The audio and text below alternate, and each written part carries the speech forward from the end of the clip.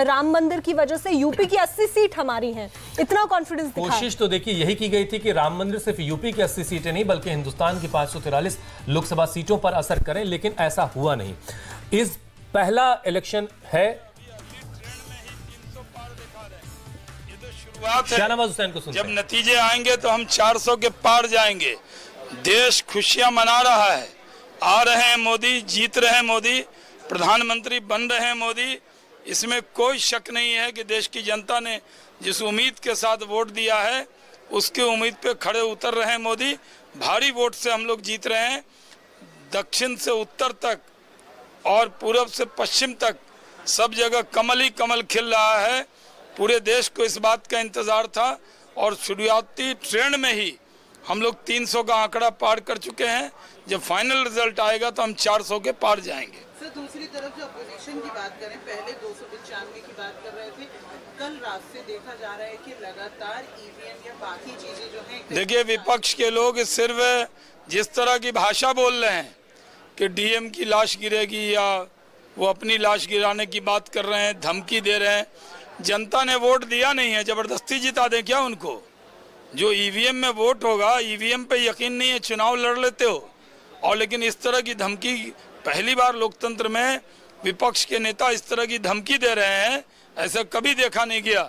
वो बुरी तरह हार रहे हैं, फ्रस्ट्रेशन में इस तरह का बयान दे रहे हैं। सर, हर बार हार के टाइम पे ही क्यों ईवीएम बीच में लाई जाती है? जब जीत रहे होते हैं तब ईवीएम। जब जीत जाते हैं तो ईवीएम बहुत अच्छा है। कर्नाटक जीत गए थे, तेलंगाना जीत गए, हिमाचल जीत गए कांग्रेसी, तो ईवीएम बहुत अच्छा हो गया। और आज देश का चुनाव हार रहे हैं तो मुख्यालय हो दिल्ली का, राहुल जी को भी काफ़ी लोगों ने बधाई दी, फूलों से स्वागत किया और वहाँ पे भी मिठाइयाँ बन रही हैं, तमाम इंतजाम। देखिए, निश्चित तौर से हम सब लोग यहाँ तो पहले ही मिठाई बना रहे हैं। हम आप देखे होंगे समाचार पत्रों में कि भाजपा के लोग पहले ही मिठाई बना लिए, पटाखे वटाखे के साथ मंगा लिए हैं। अब देखिएगा सारी मिठाई और सारे पटाखे धरे रह जाएंगे, क्योंकि जनता, इसका मतलब कि जनता से आप ऊपर अपने आप को समझते हो। जो जनता ने अपना मत दिया है, अपनी ताकत दिखाई है, उससे ऊपर आप समझते हो या जानते हो कि नहीं हम जीत रहे हैं, इतना ओवर कॉन्फिडेंस है। निश्चित तौर से कांग्रेस और जो हमारा इंडिया गठबंधन है वो सरकार बनाने जा रहा है और हम जीतेंगे और हम निश्चित तौर से अच्छी सरकार देंगे। अभी देखिए, सरकार बनी नहीं भाजपा की, उसके पहले ही गुजरात के इनके व्यापारियों ने दाम बढ़ाना शुरू कर दिया। अमूल का दाम 2 रुपया बढ़ा दिया, तमाम टोल टैक्स बढ़ा दिए। जितने भी टोल टैक्स के भी जितने भी बड़े बड़े ठेकेदार हैं, कंपनीज हैं, सब ज़्यादातर गुजरात की हैं। पहले ये सारी चीज़ों की समीक्षा करके आम आदमी जो बच्चों के लिए दूध पिलाया जाता है, ये सारी चीज़ों की समीक्षा करके हम इसको निश्चित तौर से कंट्रोल करेंगे। अजय राय को आपने सुना, शाहनवाज को सुना। शाहनवाज कह रहे थे पूरब से पश्चिम तक, उत्तर से दक्षिण तक मोदी जी ही मोदी जी हैं। चलिए, अजय राय कह रहे हैं कि गठबंधन की सरकार बनने वाली है, इंतजार करना होगा। अजय राय बिल्कुल काशी वाले अंदाज में थे, पूरा ललाट जो है वो बिल्कुल से कहीं मंदिर में दर्शन करके आए होंगे और ऊपर वाले से कह रहे हैं कि ओवर कॉन्फिडेंट नजर आ रही है बीजेपी, तो लेकिन उनके कॉन्फिडेंस की भी तारीफ करनी पड़ेगी भाई। 2 बार हार चुके हैं मोदी जी, तीसरी बार वहीं से उनके मुकाबले में खड़े, ये भी बड़ा जिगरे वाला काम है उनका। लेकिन इस बार ये जरूर कहा जा रहा है कि अजय राय की जो अगर हार होती है तो वैसे माना जा रहा है कि मोदी जी नहीं, मोदी जी को हराना नामुमकिन सा वहां पर, फिर भी लेकिन जीत का जो अंतर है वो अजय राय ने इस बार जरूर कम किया है, ऐसा वहां के लोग जरूर कह रहे हैं कि जीत का अंतर जो है घटेगा।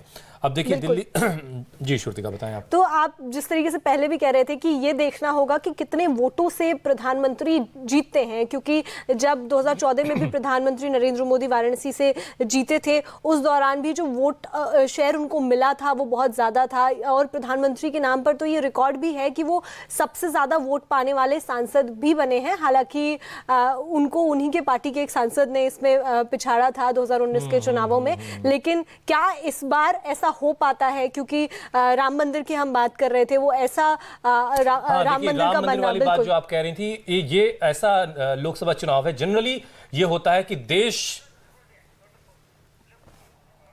सौरभ भारद्वाज को सुनते हैं।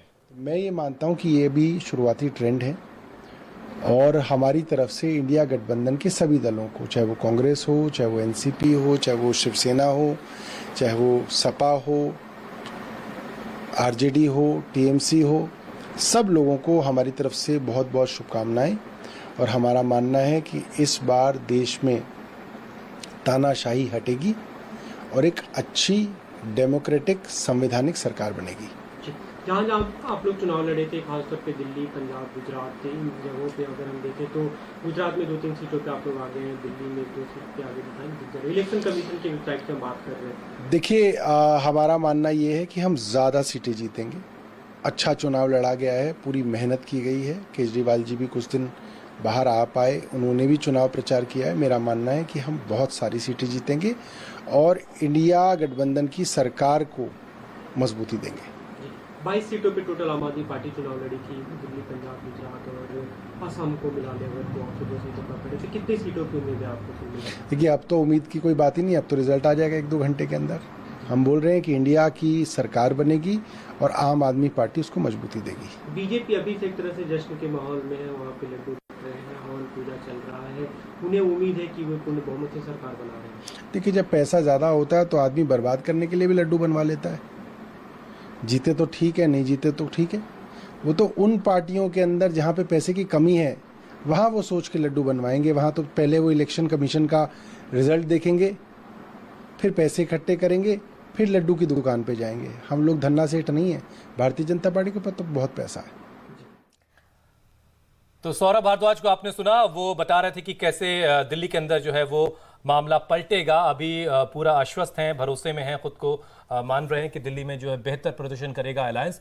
और केजरीवाल की मेहनत का भी हवाला उन्होंने दिया और खासतौर से केजरीवाल जो है अंतरिम जमानत लेकर के जेल से बाहर आए थे तिहाड़ से, और उन्होंने भी बाकायदा चुनाव प्रचार किया। और सबसे पहले श्रुतिका बाहर आते ही साथी जो उन्होंने एक बात कही जिसने बहुत तेजी से लोगों के बीच जगह बनाई कि मोदी जी इस बार जो है चुनाव किसके लिए लड़ रहे हैं। मोदी जी चुनाव जो है अमित शाह को प्रधानमंत्री बना रहे हैं और योगी आदित्यनाथ को वो सीएम पद से ही हटा देंगे, यूपी से ही हटा देंगे। तो इस तरीके का नैरेटिव जरूर बनाने की कोशिश की गई थी।